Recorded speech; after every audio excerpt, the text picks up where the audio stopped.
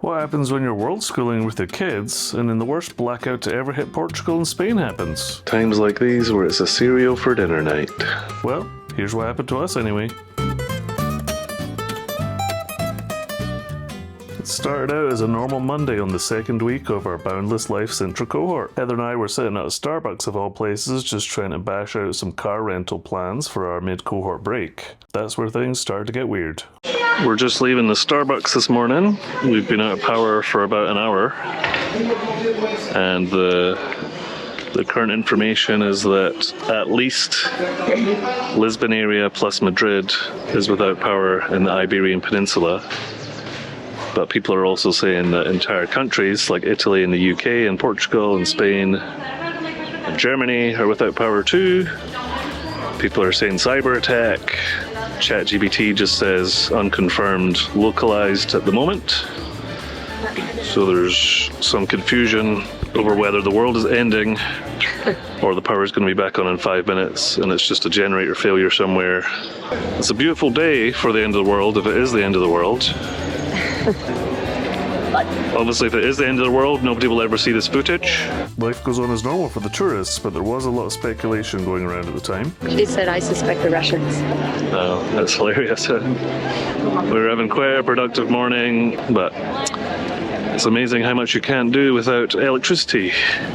Yeah. Which we are so used to in modern society. And then even Heather started getting caught up a little bit in the speculation. The trains are also not working today because apparently there was a strike. So it's just a weird coincidence that like trains are not working. And now also there's no power anywhere. So it doesn't feel good. Like it doesn't feel like a normal power outage. That's pretty. I am a catastrophizer. It's true. I go to the worst. I'm working on it. I have a therapist. I'm working. But I'm really expecting the power to come back on in the next hour or so and it just be I'm just like preparing myself. an infrastructure thing. I just feel vulnerable. Like our kids, I want our kids to be with us.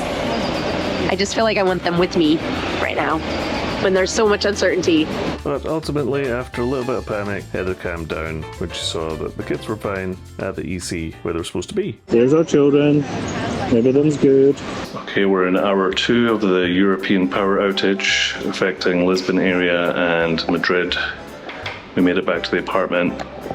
This outer door wasn't working, but we got an emergency key from the cleaner who showed up. But the only way to get to our apartment from this entrance Is up an elevator. which is also not working because there's no power, so we have no way to get to our apartment. There are some stairs Over this way, but there is a locked door to which the cleaner doesn't have the key, so someone else may be turning up to provide a key. Everyone needs the restroom, and we have no internet still, and nothing to do. We went to the pharmacy to try and pick up some prescriptions, but the prescriptions are electronic, so that also won't work. It's 1:28. This has maybe been 2.5 hours now. We're just hoping the power comes back on soon, so we could do some work before the children get out from school. Eventually, Rui, one of the Boundless maintenance guys, came to the rescue and got us up the stairs to our apartment. Because the issue with this apartment in Casamar is this elevator, which doesn't work without power. So since the Iberian Peninsula is without power, that's an issue. We've got our portable, we got 3 portable phone charger packs, and thankfully we do. So we've probably got power for the rest of the day on our phones to at least keep up with what's going on. But we have no power in the apartment. Kind of don't want to open the fridge or the freezer to let all the cold out because we don't know how long it's going to be. Heather just found an article that suggests 6 to 8 hours to get things up and running again. Not sure if that means from right now or from a couple hours ago, but it looks like it's going to be later tonight before we have internet anywhere. So it might be a lost day in terms of work or any sort of productivity, which is a bit of a bummer. The war is working.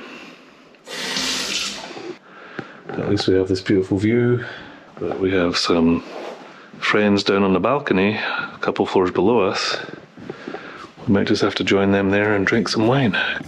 Right, we're on hour 5 and ChatGPT tells us that the fridge is probably not keeping things cool where we want it anymore, so we're doing a fridge to freezer dump to try and save our milks and our yogurts and our cheeses. They're still quite cold, so that's good. And we're going to try and eat all this stuff and turn it into sandwiches to take to the playground for the boys to eat. Because after school class was cancelled, it was basically just chaos all day.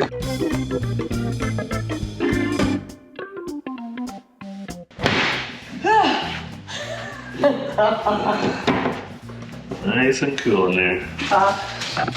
Alright, let's make some sandwiches.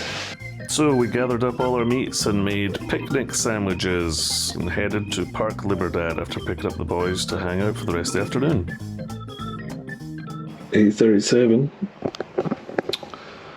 Sintra has been without power since 11 a.m. this morning, so it's 9.5 hours. We're about to try and put the boys to bed with candlelight, and we're really just going to hope that the power comes on tonight so that all of our freezer stuff is not ruined and we can have a normal day of school and internet tomorrow. Otherwise, things are going to get really desperate. Goodbye, daylight. Cereal by candlelight. Bon appetit. The latest announcement from the Prime Minister of Portugal is that power should be coming on soonish. It's back on in Lisbon, so we're 20 minutes away from Lisbon, so we're hoping we'll get it in the next couple hours. But in the meantime, time for candlelit toothbrushing. What could go wrong? I don't know. And just as we were hunkering down for a night of uncertainty, and without any warning, The power came back on. So it's officially 9:07 p.m. Power went out at 11 a.m. So that was a good 10 hours of living in the dark. You can see some light starting to come back on. I think it's going grid by grid, so still not everywhere, but it's coming. This building has it. So it looks like our fridge and freezer stuff's going to be just fine. And now I probably need to do some work. so in the end it wasn't the end of the world, it was just an infrastructure failure. Speculation was all over the place to begin with, but we made it. The next morning we were greeted with a double rainbow. That's surely a good sign that things are going to be great for the rest of the cohort. Here we go. If you're doing a Boundless cohort in the future, use our referral code, DAVHAIR50. Like, subscribe and comment if you have any questions about Sintra, about Boundless, about world schooling, or about what we're doing next. See you next time!